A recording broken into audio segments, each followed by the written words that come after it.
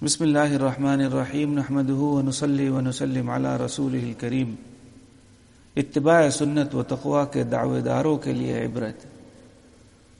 چنانچہ اللہ تعالیٰ کے حبیب و محبوب جن کی خاطر ساری کائنات بنائی، جو رحمت للعالمین ہے، محسن اعظم ہیں، جن کے اخلاق کی خود اللہ پاک نے تعریف فرمائی۔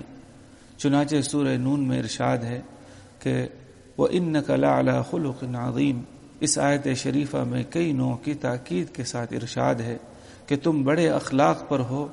پھر آپ کے صحابہ آپ کے ایسے جانثار تھے کہ آقا و محبوب کی تھوڑی سی تکلیف کے بدلے اپنی جان و مال و آبرو کی کوئی پرواہ نہ کرتے تھے۔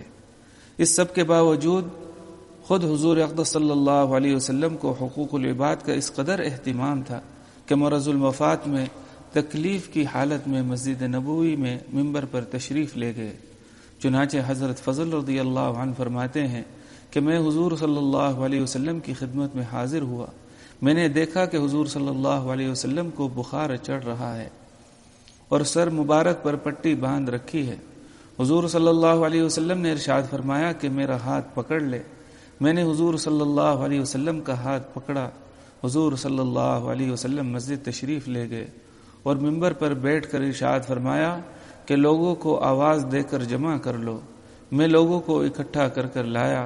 حضور صلی اللہ علیہ وسلم نے اللہ کی حمد و ثنا کے بعد یہ مضمون ارشاد فرمایا، میرا تم لوگوں کے پاس سے چلے جانے کا زمانہ قریب آ گیا ہے، اس لیے جس کی کمر پر میں نے مارا ہو میری کمر موجود ہے، بدلہ لے لے، اور جس کی آبرو پر میں نے کوئی حملہ کیا ہو میری آبرو سے بدلہ لے لے، جس کا کوئی مطالبہ مجھ پر ہو وہ مال سے بدلہ لے لے۔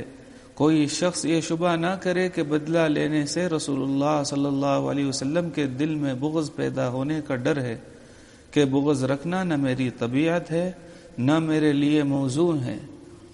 خوب سمجھ لو کہ مجھے بہت محبوب ہے وہ شخص جو اپنا حق مجھ سے وصول کر لے یا معاف کر دے، کہ میں اللہ جل شانہ کے یہاں بشاشت نفس کے ساتھ جاؤں۔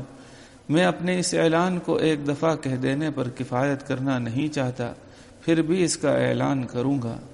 چنانچہ اس کے بعد منبر سے اتر آئے، ظہر کی نماز پڑھنے کے بعد پھر منبر پر تشریف لے گئے اور وہی اعلان فرمایا۔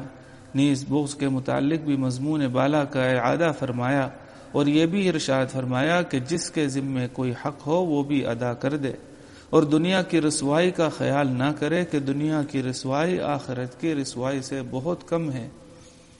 ایک صاحب کھڑے ہوئے کہ میرے 3 درہم آپ کے ذمے ہیں۔ حضور صلی اللہ علیہ وسلم نے ارشاد فرمایا کہ میں کسی مطالبہ کرنے والے کی نہ تکذیب کرتا ہوں نہ اس کو قسم دیتا ہوں، لیکن پوچھنا چاہتا ہوں کہ کیسے ہیں۔ انہوں نے عرض کیا کہ ایک سائل ایک دن آپ کے پاس آیا تھا، آپ صلی اللہ علیہ وسلم نے مجھ سے فرما دیا تھا کہ اس کو 3 درہم دے دو۔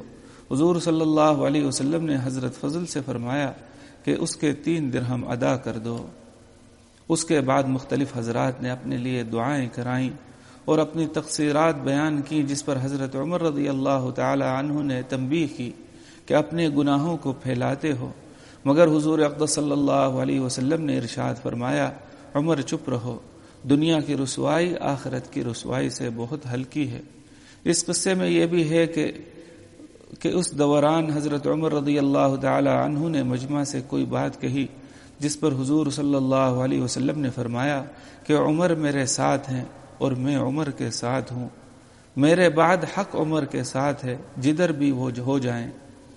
پھر حضور اقدس صلی اللہ علیہ وسلم حضرت عائشہ رضی اللہ عنہا کے مکان پر تشریف لے گئے اور اسی طرح عورتوں کے مجمع میں بھی اعلان فرمایا، جو ارشادات مردوں کے مجمع میں فرمائے تھے یہاں بھی ان کا اعادہ فرمایا۔